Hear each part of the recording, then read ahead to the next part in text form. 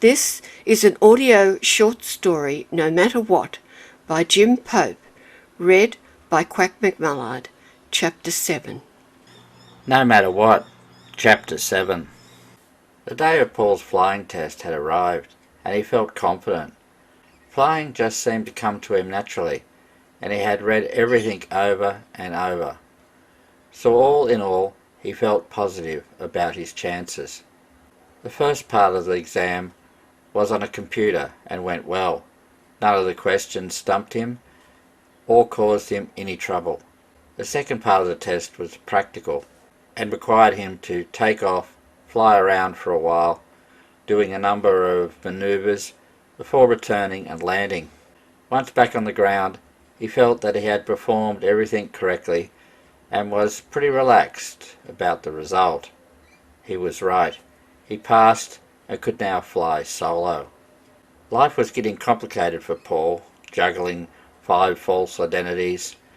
One was for life after all this, in case things went wrong, and he needed the other 4 for the great escape.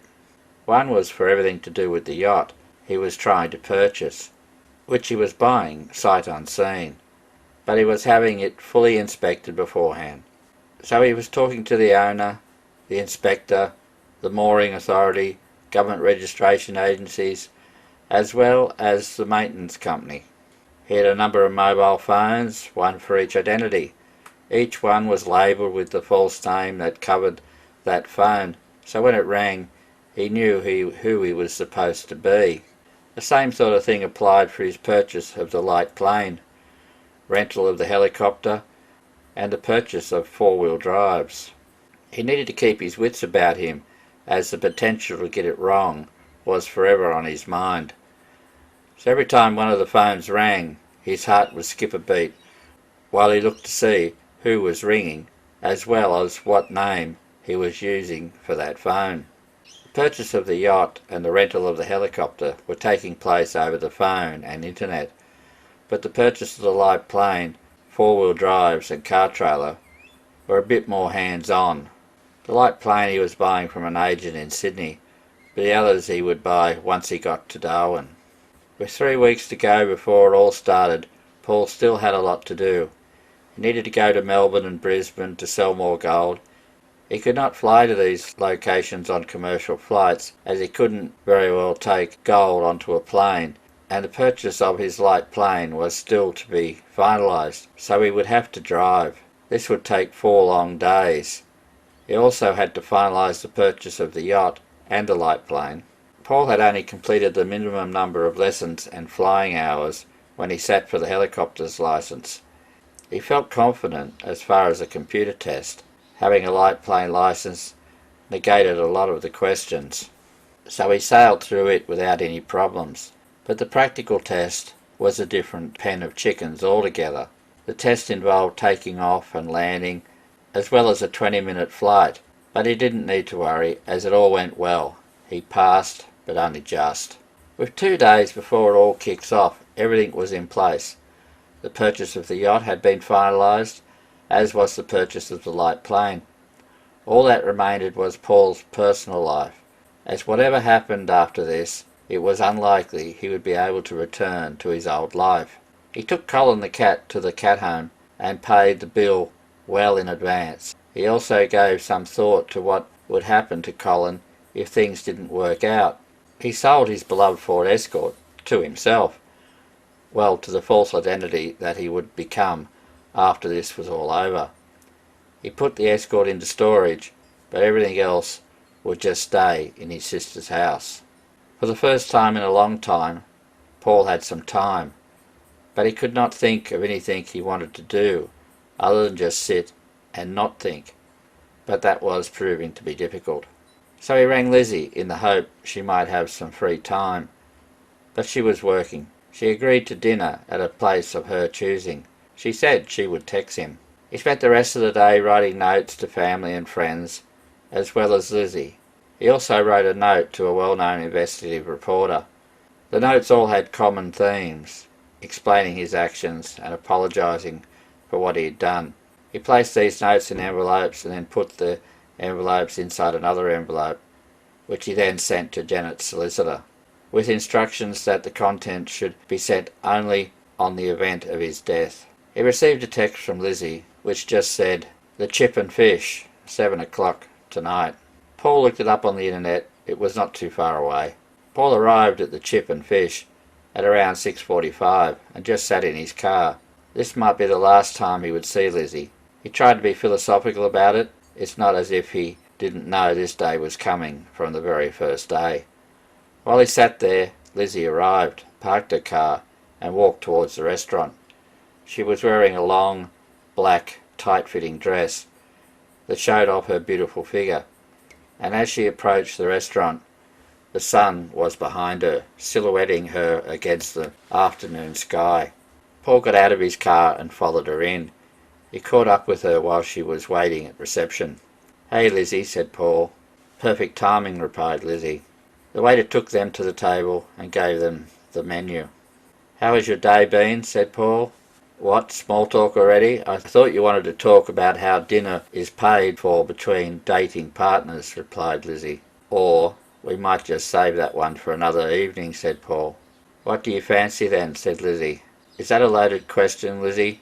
Do you really want me to answer that?" said Paul, and then continued, "Or are you referring to what I want for dinner?"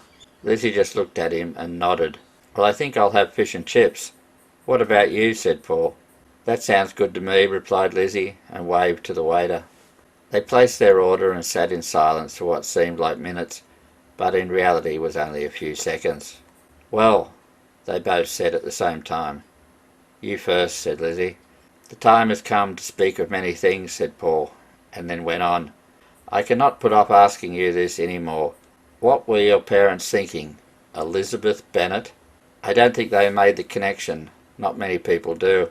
I did investigate a break-in at a university one time, and it come up a bit then.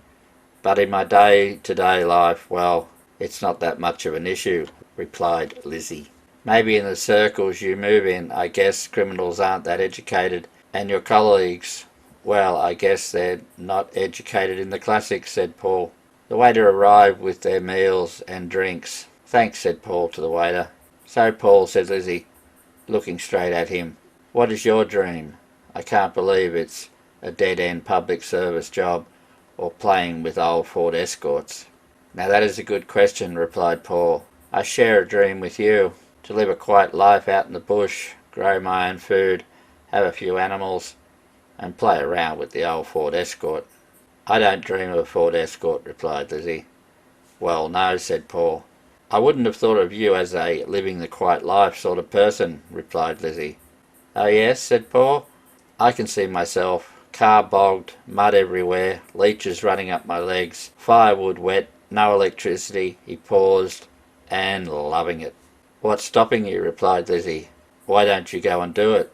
"I will be, sometime soon, if things work out. When the time is right. Just waiting for a few things to come together. In the fullness of time," said Paul. "Are you trying to win some competition to say the most cliches in one sentence, as that was not a bad effort," replied Lizzie. "I probably needed a few more really to make it stand out," said Paul. Lizzie's phone rang, and she answered it. "Yes? What do you want?" Lizzie snapped after a short time. "I'll be there soon." "Work calling, Lizzie?" said Paul. "Yes, I have to go. Sorry," replied Lizzie. Lizzie paid for their meals. Paul didn't say anything this time, just smiled at Lizzie. "What, no debate on who should pay?" said Lizzie. "No, not tonight," replied Paul. They walked towards Lizzie's car when her phone rang again. "What now?" Lizzie said into the phone. Lizzie hung up the phone and said, "They don't seem to need me now." "Oh well, would you like to come back to my place for coffee?" said Paul. "My place is closer," replied Lizzie, "and it's on your way." "Sounds good to me. I'll follow you," said Paul. Paul followed Lizzie out of the car park and for the next few kilometres before turning into a side street, then into her driveway. Paul pulled up outside. Paul walked to the front door where Lizzie was waiting for him. "At the risk of small talk," Paul said, "you have a nice place here." "And seeing as it's too dark for you to see it," replied Lizzie, "thanks." Lizzie opened the front door and went inside. "Come on in," said Lizzie. Lizzie turned the lights on, revealing an open-plan style lounge room, dining and kitchen area. Lizzie walked to the kitchen, filled the hot water jug and turned it on, then started getting cups, coffee and sugar ready.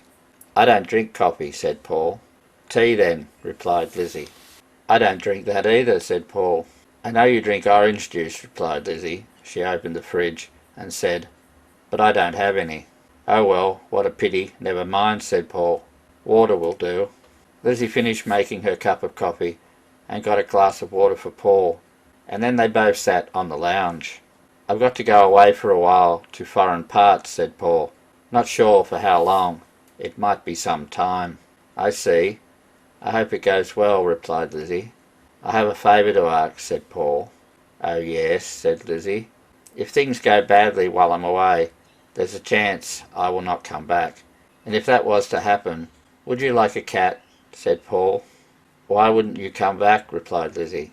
"Who knows? Just covering all possibilities," said Paul. "You need a cat. They're great company, and they're non-judgmental." "You'll be back," replied Lizzie.